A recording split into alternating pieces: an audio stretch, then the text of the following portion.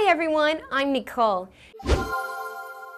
In this part of our lessons, we'll be working with forms of explaining where things were.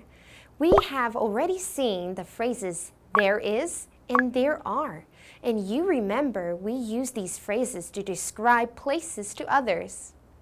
You have also studied the past tense of the verb to be and remember using was and were.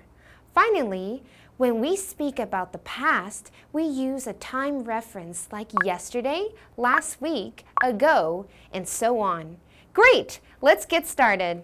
We use there was and there were to indicate the presence of something in the past. With there was and there were, we can introduce and describe people, places, objects, or things in the particular location in the past.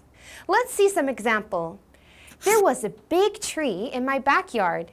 In other words, that was years ago. Sadly, there is no tree now. There were many people at the concert, but the concert has finished, so there is nobody there now.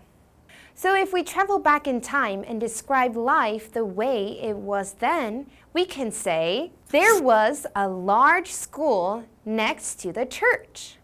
There was a train station here in 1935. There were no cars 200 years ago. This is it for today's lesson. See you next time.